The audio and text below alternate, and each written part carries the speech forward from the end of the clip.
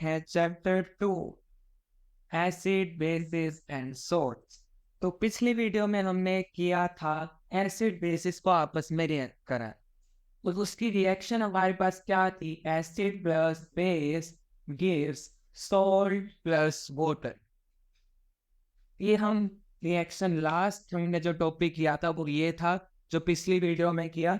और आज हम करने वाले हैं reaction of metal oxide with acids and reaction of non metallic oxides with base. उससे पहले एक कमेंट में हमारे पास डाउट था कि कल हमने ये बात की थी कि डाइल्यूट सॉल्यूशन कौन सा होता है और कंसेंट्रेटेड सॉल्यूशन कौन सा होता है। मैंने आपको समझाने के लिए ये बताया था कि हम इसकी परसेंटेज देखते हैं। मान लीजिए 40% हमारे पास क्या है? एसिड में, और 60% हमारे पास क्या है? वाटर है। तो ये कौन सा माना जाएगा? डाइल्यूट माना जाएगा। ये बात बिल्कुल सही है। इसी का अगर मैं उल्टा कर दूं तो वो कंसंट्रेटेड माना जाएगा। लेकिन ये क्वेश्चन आया कि अगर हम 50% और 50% ले, अब बात ध्यान से इसको देखने वाली है कि एसिड की कंसंट्रेशन, अगर हम 12th के सब्जेक्ट वाइज बात करें कि एसिड की कंसंट्रेशन मोल्स पे, अगर हम मोल्स के साथ डिपेंड कर रहे हैं, मोल्स पे डिपेंड है कि इसके कितने नंबर ऑफ मोल्स हैं, इसकी कितना मास है, तो उसकी परसेंटेज पे देखें तो ये हर एसिड के लिए डिफरेंट होगा। जैसे एग्जांपल लेते हैं HCl का, तो ये नियर अबाउट 36.5 ग्राम अगर HCl है पूरे 100 ग्राम सोल्यूशन के अंदर। अगर 36.5 ग्राम HCl है और पूरा सोल्यूशन 100 ग्राम है, यानी कि वाटर जो है हमारा वो 63.5 ग्राम नियर अबाउट है, तो ये एक कंसेंट्रेटेड है। पर हमें कैसे पता लगा? हमने तो ये देखा भाई ये HCl तो वाटर के कंपैरिजन कम है, लेकिन उसकी जो अंदर मोल्स पे डिपेंडेंट है, मोल्स से अगर हम इसको स्टडी करते हैं तो इसकी कंसंट्रेशन पानी की कंसंट्रेशन से ज्यादा आती है। कहने का मतलब क्या है? हमारी 10th क्लास तक हमें इतना पढ़ना है कि जिसमें एसिड की कंसंट्रेशन ज्यादा है या बेस की कंसंट्रेशन ज्यादा है वो कंसंट्रेटेड कहा जाएगा, और जो वाटर है जिसमें वाटर की कंसंट्रेशन ज्यादा है एसिड और बेस के कंपैरिजन में, वो डाइल्यूट कहा जाएगा। अगर हम प्रॉपर परसेंटेज बाय मास की बात करेंगे तो वो हर एसिड के लिए अलग होगा। तो बढ़ते हैं अब अगले टॉपिक पे। आज का हमारा टॉपिक है reaction of metallic oxides with acids. Metallic oxides with acids. Metal oxide, पहले वाली मैं एक बात बता दूं, जो हमने पिछले रिएक्शन करी है उसको हम दोबारा लिखते हैं। पहले बेस, मैंने बेस पहले लिखा है acid gives salt plus water. ये आपको भी समझ आएगा क्यों मैंने यार पहले लिखी है ये। इसी से हम बहुत कुछ समझने वाले हैं अगली बार रिएक्शन के बारे में। तो metallic oxides with acids, metallic oxide यहां पे लिया मेटेलिक ऑक्साइड, या मैं सिर्फ क्या लिख सकता हूँ? मेटल ऑक्साइड, उसमें भी कोई दिक्कत नहीं। मेटल ऑक्साइड प्लस में acid gives salt plus water. इसकी बेसिक रिएक्शन क्या है? अगर हम मेटल ऑक्साइड को एसिड के साथ रिएक्ट करवाते हैं वो हमें क्या देगा? सोल्ट प्लस में वाटर देगा। अगर मैं इस और इसको कंपेयर करूं तो हमारा ये डिफरेंट क्या है? देखिए प्रोडक्ट तो हमारा सेम है, रिएक्टेंट में ये भी एसिड है ये भी एसिड है, लेकिन यहाँ पे बेस है और यहाँ पे क्या है? Metal oxide. इससे हमें क्या पता लगता है कि मेटल ऑक्साइड का ऐसा है बेसिक इन नेचर। ये क्या है? बेसिक इन नेचर है, इसका नेचर बेसिक है, तभी ये एसिड के साथ रिएक्ट करके क्या बनाता है? Salt plus water.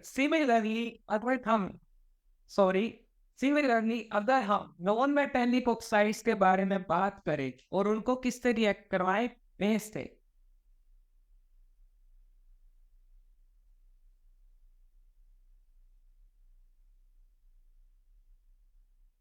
मैं पिछली रिएक्शन दोबारा लिख रहा हूं।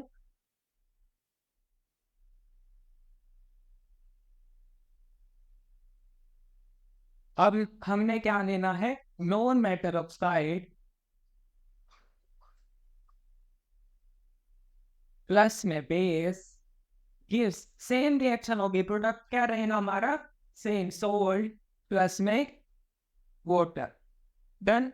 अब इस पर हम कंपेयर करते हैं, देखिए बेस सेम है, प्रोडक्ट सेम है, सिर्फ कहाँ पे एक्स्ट्रा है हमारा, ये नॉन मेटल आया किसकी जगह पे, इस एसिड की जगह। इससे हमें क्या पता लगा, जो नॉन मेटालिक ऑक्साइड होती है वो एसिडिक इन नेचर है। रिपीट करते हैं पहले, मेटल ऑक्साइड्स को एसिड के साथ रिएक्ट करवाने पे हमें मिलता है सोल्ट प्लस वाटर, और नॉन मेटल को बेस के साथ रिएक्ट करने पे हमें मिलता है salt plus water. Metal oxide हमारी कैसी होती है, बेसिक इन नेचर, और नॉन मेटल ऑक्साइड हमारी कैसी होती है, एसिडिक इन नेचर। यहाँ पे हमारा ये वाला टॉपिक खत्म होता है। अब हमारे पास आ रहा है what do all acids and all basis have in common, मतलब कि अब हमने सारे कंपैरिजन किया, सबकी रिएक्शन की, एसिड बेस की किसी और के साथ की। अब हम क्या करने वाले हैं, एसिड बेस के बीच में हम कॉमन चीजें निकालेंगे, वो क्या क्या करते हैं, उनकी प्रॉपर्टीज लाइक क्या। पहली बात आती है कंडक्शन, कंडक्शन ऑफ इलेक्ट्रिसिटी, कि एसिड का सॉल्यूशन या बेस का सॉल्यूशन इलेक्ट्रिसिटी को कैसे कंडक्ट करता है या नहीं करता है, इस बारे में बात करने वाले हैं। बहुत आसान टॉपिक है, समझेंगे तो सब समझ आएगा। देखते हैं कि कौन सा सॉल्यूशन इलेक्ट्रिसिटी कंडक्ट करेगा और कौन सा सॉल्यूशन नहीं करेगा। मैंने यहाँ पर दो बीकर ले लिए, इसमें मैंने ले लिया है बेस, इसमें ले लिया है मैंने एसिड। ये लगभग यहाँ तक फिल है। एसिडिक सॉल्यूशन है ये पूरा, सिर्फ एसिड नहीं है, इसमें पानी मिक्स हो सकता है या कुछ और मिक्स हो सकता है। ये सॉल्यूशन लिया है हमने, पर इसमें एसिड है और इसमें बेस है। अगर मैं इसका एक इलेक्ट्रिकल सर्किट बनाता हूँ, दो वायर यहाँ से निकाल ली, यहाँ पे हम बैटरी लगा देते हैं, यहाँ पे हम एक बल्ब बल्ब लगा देते हैं, और यहाँ पे स्विच लगा, एज इट इज सेम इसमें हम करेंगे। यहाँ हमने स्विच बनाया, ये बल्ब लगाया, ये बैटरी कंप्लीट। अब मैंने यहाँ पे अभी हमारा सर्किट क्या है, ओपन है, मतलब हमने स्विच को भी ऑन नहीं किया है। अब मैं पहली बात बता दूं, यहाँ पे हमने एसिड लिया, यहाँ पे बेस लिया है। एसिड में एग्जांपल ले लेते हैं HCl का, इसमें बेस में जो कॉमन एग्जांपल है हमारे पास क्या है, NaOH। अब डिफरेंस देखेंगे कि यहाँ पे बल्ब ग्लो करता है या नहीं करता है। अब आप खुद बताइए, अगर मैं स्विच करता हूँ, ऑन करता हूँ, तो क्या ये बल्ब ग्लो करेगा?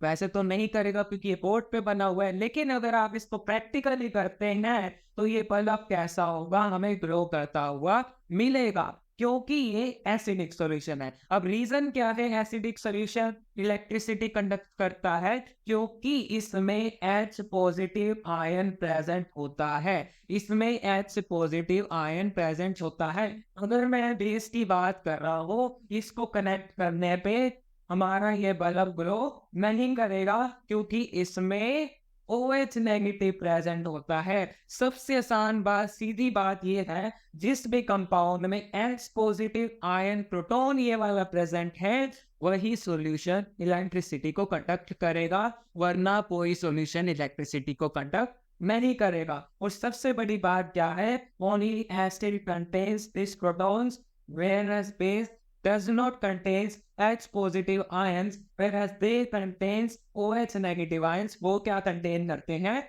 OH नेगेटिव आयन कंटेन करते हैं, तभी ये इलेक्ट्रिसिटी जनरेट कंडक्ट नहीं करेगा। आगे बढ़ते हैं इनके एग्जांपल्स की ओर। आप कोई भी एग्जांपल ले लें, सारे एसिड क्या करेंगे, कंडक्ट करेंगे, सारे बेस क्या करेंगे, कंडक्ट नहीं करेंगे। एसिड में जैसे HCl हो गया, H2SO4 हो गया, बेस की बात करें NaOH हो गया, SO4 हो गया, SO4 नेगेटिव आप कोई भी ले सकते हैं। अब बात करने वाला हूँ सबसे इंपॉर्टेंट, 1 मार्क्स में आ सकता है, क्या है CH3COOH। अब आप ध्यान से देखिए, आपको नाम पता है नहीं पता है कोई दिक्कत नहीं है, आपने सिर्फ इतना ध्यान रखना है, सिर्फ इसके लिए ये देखिए, इसमें OH भी दिख रहा है आपको, इसमें H तो है ही है, अब आपको पता कैसे लगे ये बेस है या एसिड है? ये एक एसिड है जिसका नाम क्या है? Acetic acid. अगर इसका पूरा कॉमन नेम पूछा जाए तो क्या है इसका, सॉरी केमिकल नेम क्या है? Methyl carboxylic acid. इसका पूरा नाम क्या है? Methyl carboxylic acid. ये आपकी 12th क्लास में आएगी नेमिंग। मेन आप जो यहाँ नेम यूज करते हैं वो क्या है? Acetic acid. अब एसिड तो है, क्या इसमें OH नहीं दिख रहा?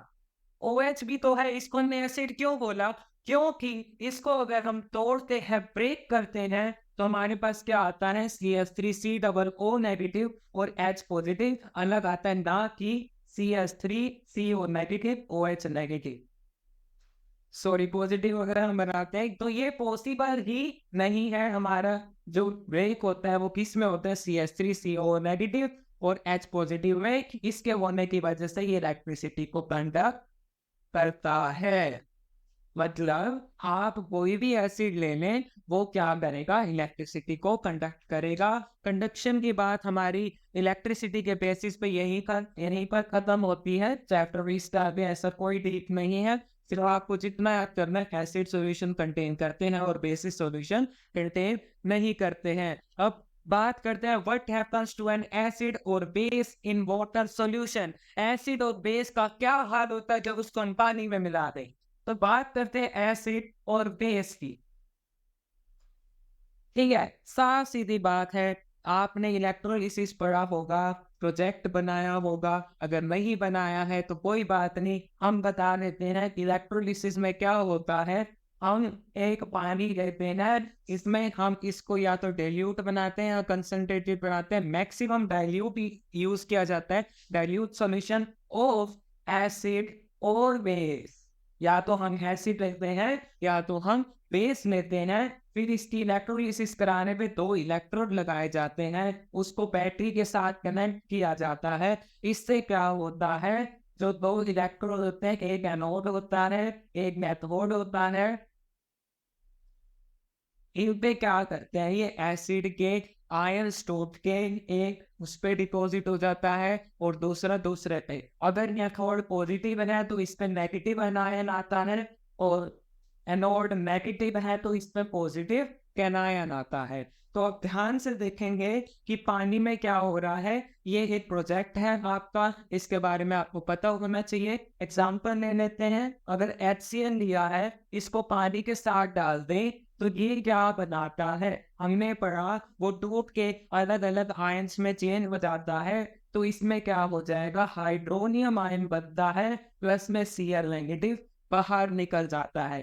ध्यान से देखिए क्या हुआ। HCl था, Cl नेगेटिव अलग हुआ, H पॉजिटिव अलग हुआ। H पॉजिटिव इसके साथ जुड़ के क्या बन गया? H3O positive. इसको बोलते हैं हाइड्रोनियम आयन। हाइड्रोनियम आयन बोलते हैं इसको। और ये Cl नेगेटिव हमारा अलग हो जाएगा। ये आपका कैथोड पे डिपॉजिट होगा और ये आपका एनोड पे डिपॉजिट होगा। जरूरी नहीं है आप HCl लें, कोई भी एसिड लें, वो पॉजिटिव नेगेटिव में ब्रेक होगा। एक हाइड्रोनियम आयन निकलेगा, एक नेगेटिव वाला निकलेगा, दोनों की डिपॉजिट हो जाएंगे अपने अपने इलेक्ट्रोड पे। ये इलेक्ट्रोलिसिस है, ये भी इलेक्ट्रोलिसिस है, पर हम सिर्फ इस रिएक्शन की बात करेंगे। बुक में आपके यही है कि आपने एसिड और बेस को अगर वाटर के साथ ऐड किया तो उनमें क्या होगा। हमने देखा एसिड के केस में क्या होता है? HCl प्लस में H2O इस हाइड्रोनियम आयन प्लस में Cl नेगेटिव। मेन रिएक्शन इसके अंदर इन्वॉल्व है, H पॉजिटिव प्लस में H2O इसमें H3O पॉजिटिव। ध्यान से देखिए, इस एसिड का मेन काम क्या है? इसमें से हम H प्रोटॉन लेते हैं और वाटर एज इट इज क्या मिलता है? Hydronium ion. ये इसके अंदर होने वाली मेन रिएक्शन है। बाकी सब एसिड के चेंज होने में बदलता रहेगा, लेकिन आपकी रिएक्शन क्या ये सेम रहेगी। ऐसी सिमिलरली बेस की बात करें, NaOH को पानी में डाल दिया जाए तो ये क्या होगा? ये तो और ही सिंपल है, इसका पैटर्न अलग हो जाएगा, प्लस में OH अलग हो जाएगा, इनके 4 इनके ऊपर आ जाएंगे। बहुत आसान था। क्या किया, सिर्फ पानी का कोई रोल नहीं है, इसने क्या किया, इसको ब्रेक कर दिया। Na पॉजिटिव अलग हो गया, OH नेगेटिव अलग हो गया। इलेक्ट्रोलिसिस, सॉरी, अगर हम इसको वाटर में ऐड करते हैं तो एसिड क्या करता है, वो भी ब्रेक हो जाता है हाइड्रोनियम आयन और नेगेटिव एलिमेंट में। और बेस क्या करता है, एक पॉजिटिव मेटल अलग हो जाता है, उसका एक नेगेटिव OH नेगेटिव अलग हो जाता है। इनकी बैलेंसिंग आप कर सकते हैं। आगे बढ़ते हैं, 2 एग्जाम्पल हमारे पास बेसिस के लिए ना, वो भी हम कर लेते हैं फटाफट। पहला आता है KOH, ये बेस क्यों है, इसमें OH है, ये ना पोटेशियम हाइड्रोक्साइड। इसको अगर हम वाटर में ऐड करते हैं, एरो के ऊपर लिखा वाटर, ये क्या हो जाएगा, K पॉजिटिव में और OH नेगेटिव में चेंज हो जाएगा, और कोई दिक्कत नहीं है। अगला एग्जांपल है MgOH का और ट्वाइस। ये भी बेस है क्योंकि इसमें OH है, इसमें हमने वाटर ऐड किया। किस में चेंज होगा, Mg की वैलेंसी +2, Mg2 प्लस में OH नेगेटिव। इसके बैलेंसिंग आप खुद कर सकते हैं, मैं भी ये रहेगी। हाँ जी, ये बैलेंसिंग भी हमने कर दी है। ये दोनों एग्जांपल आपके किसके आ गए, बेसिस पे लिए। बहुत आसान था, इसमें कुछ नहीं है। आपको क्या याद रखना है, एसिड और बेस को अगर वाटर के साथ मिलाया जाए तो वो आपस में ब्रेक हो जाते हैं, उनके आयंस में वो ब्रेक हो जाते हैं। अब बात करते हैं बेसिस के बारे में। बेसिस क्या होते हैं, कई बेसिस, मैक्सिमम बेसिस क्या होते हैं, सोल्यूबल होते हैं। किस में, वाटर में, सोल्यूबल इन वाटर। जो सोल्यूबल इन वाटर होते हैं तभी इन बेसिस को क्या कहते हैं, एल्कलीज बोला जाता है। जो बेसिस वाटर के अंदर सोल्यूबल हो उनको एल्कलीज बोला जाता है। और यहाँ पे बात है, एल्कलीज तो बोला जाता है, इसके साथ इन्होंने और बात कही है, all basis do not dissolve in water. सारे के सारे बेसिस डिसॉल्व नहीं होते, सिर्फ कुछ कुछ ही डिसॉल्व होते हैं जिनको एल्कलीज कहते हैं। And alkali is a base that dissolve in water. They are soapy to touch. Soapy to touch, एक इनका ये प्रॉपर्टी है कि ये सोपी टू टच होते हैं, मतलब साबुन की तरह थोड़े चिकनाहट वाले होते हैं। आपको पता है सोप सॉल्यूशन कैसा होता है, वो बेसिक होता है, ध्यान रखिएगा। आगे बढ़ते हैं, बिटर इन टेस्ट होता है, जैसे कि बेस है तो वो बिटर इन टेस्ट होगा। एक और चीज बनाई गई है, ये क्या होता है, कोरोसिव होता है। पानी की प्रेजेंट में कोरोजन हो जाती है, इसको क्या बोला गया है, ये कोरोसिव होता है। आगे बढ़ते हैं, दोबारा इन्होंने न्यूट्रलाइजेशन रिएक्शन की बात करी है, जो हमने पिछली वीडियो में कंप्लीट की थी। क्या होती है neutralization, acid plus base gives salt plus water. ये क्या कौन सी रिएक्शन है, न्यूट्रलाइज, क्योंकि एसिड और बेस को न्यूट्रलाइज करके सॉल्ट बना देता है, इसको क्या बोला है, न्यूट्रलाइजेशन रिएक्शन। अब इसकी बात करते हैं, इसको लिखने का ढंग क्या है, H लिखा गया है, प्लस में OH लिखा गया है। अब देखिए मैंने क्या लिखा, समझ आया तो जरूर अच्छी बात है, नहीं आया तो आपसे समझा देते हैं। एक्स यहाँ पे क्या है, एक नॉन मेटल है। एक्स यहाँ पे क्या है, एक नॉन मेटल है। और एम यहाँ पे क्या है, एक मेटल है। यानी कि अगर एग्जांपल ले, HCl प्लस में NaOH, x has it is, x की जगह Cl है, M की जगह मेटल Na है, सोडियम है, और यहाँ पे क्या है, OH है। आप इसको कंपेयर करें, आपको समझ आ जाएगा। कुछ नहीं किया, ये MX अलग हो जाता है, ये क्या बना देगा, एक सोल्ट। बाकी HOH यानी कि H2O plus water as it is बाहर आ जाता है। इसमें अगर हम एग्जाम्पल वाले को पूरा करें तो क्या बन जाएगा, NaCl प्लस में H2O। बिल्कुल आसान रिएक्शन है, आपको सिर्फ ध्यान रखना है मेटल नॉन मेटल का। पानी अलग हो जाएगा, बाकी क्या बन जाएगा, सोल्ट बन जाएगा। आगे बढ़ते हैं,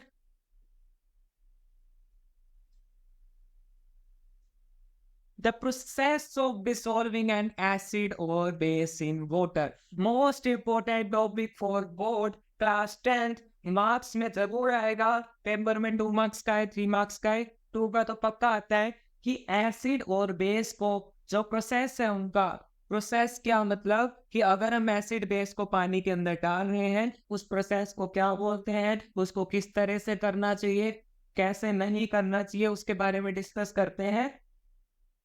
मान लीजिए ये मेरे पास क्या है, वाटर, ये क्या है मेरे पास वाटर, इसमें मैंने क्या डालना है, एसिड या बेस की बात करेंगे, दोनों के लिए ये चीज सेम रहेगी। हमने क्या बात करी, एसिड और बेस को अगर पानी में डालें तो क्या होता है। हमने बात करी थी एसिड बेस को पानी में डालें तो वो आयंस में टूट जाते हैं, लेकिन बात ये आती है इनका प्रोसेस कैसे, इसको डालते कैसे हैं।